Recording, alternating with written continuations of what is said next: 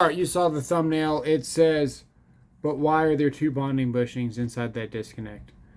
Let's talk about why we need bonding bushings, where you need to use them. But first, let's talk about why there's two. The only good reason, and we're going to say that for last, is because somebody doesn't know what they're doing.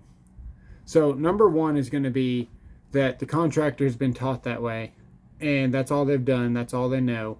They don't know anything about code, and they're just installing like they always have. Number two is that it's someone that takes a lot of pride in their work. They want that extra protection because their name's on it, and that's what they want to do. That's up to them. If they want to spend more money, by all means, spend more money. That's up to you. Number three, which is the worst one yet, is going to be because the inspector doesn't know the code, and he's making these guys put bonding bushings where they're not required. And one, that's really irritating, but two, it's unfortunate because now the contractor's scared and they're installing bonding bushings anywhere that they think they might need one, even though they know they don't need one. They're still installing one so they don't fail the inspection, because you got inspectors that are calling stuff that's not code. So let's talk about why we might need a bonding bushing. All right, so if we're at a service, okay, this is the methods here. So we're in 250.92. This is the 2017 NEC, by the way. I've got the 20 in the car, but this is pretty much the same stuff. Methods of bonding talks about impaired connections, eccentric knockouts, or concentric, and why you would need them.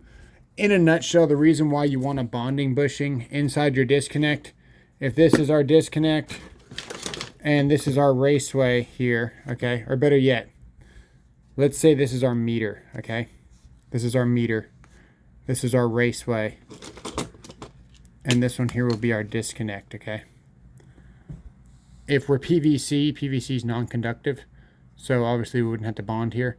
If this is the meter and these are hot and there's no overcurrent protection, there's no breakers, you don't really have a connection back to ground, because this is kind of floating here, because everything, the neutral's kind of floating.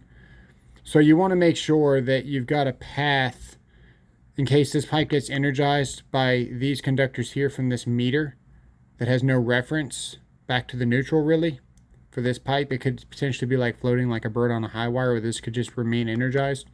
So you want to make sure you bond the pipe on this side with a bonding bushing.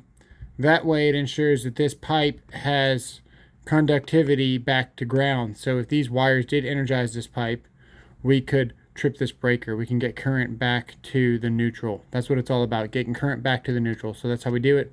We bonded our first means of disconnect. If we shorted our wire to the pipe, if we had a ground fault here, and what would happen, the bonding bushing, the wire would get on the ground, it would go to the neutral, and then go back through the lines of the transformer through the neutral to trip that breaker. That's essentially how that works. That's why you bond at a service, okay? And then it talks about how you do it and what you would do and what's acceptable. We're not going to get into that. The other reason would be bonding over 250 volts to ground. So if you're 120 in a house, 240, 120 to neutral is going to be to ground, and that is going to get you less than 250 volts to ground. So at your house, not required. If you have a 480 volt system and your neutral is 277 to ground, now you need to bond. And if you've got concentric or eccentric knockouts when you're going to your disconnects, if you're running like flex, or even if you're running EMT and you don't knock out the whole hole, you're subject to installing bonding bushings. They got to be properly shouldered. It's up to the AHJ. In general, if you run to a disconnect with EMT and you have 480 going to it, put a bonding bushing, okay? That's hard to argue with, whether or not you knock it out. Eccentric, concentric knockout, you're running 3/4 and you got a 1-inch opening, 100% bonding bushing. If you want to try and argue with the inspector, it goes back to the third scenario, which I really don't like to talk about. It's when the inspector steamrolls you. If you're running to a disconnect, install a bonding bushing, just in general. You could argue about it being properly shouldered, though, if you wanted to try to get away with it. We can talk about that another time.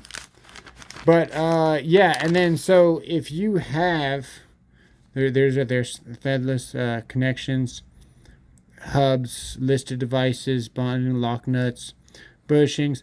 That's where it says other listed devices such as bonding type lock nuts. Bonding type lock nuts are a thing. Standard lock nuts on EMT are not really a thing. So if the inspector knows his stuff, he'll pull this out and say, are your lock nuts listed? Sure enough, you might have knocked out all the concentric knockouts, but are your lock nuts listed to carry that ground path back to the pipe? And you're going to be like, I don't know. And he's like, you need a bonding bushing. Right there. That's how he gets you. Okay, enough of that. If you got DC systems, you got to use bonding bushings. So in this scenario where we were looking at, we had a bonding bushing here and a bonding bushing here. This was a disconnect. Bear with me here.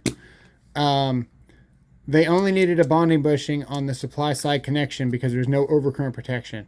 They did not need a bonding bushing after the overcurrent protection because that is considered a load, or better yet, not a service. And then you have in transformers, you have something called secondary conductors. And that also applies similar to a service because there's no overcurrent protection coming out of a transformer until you hit the disconnect. And then you get into, do you bond, do you not bond? And yeah, that we'll talk about transformers if you guys want to later. About that in the comments below. And thanks for watching. Hope you found this informative. If not, sorry. See you guys.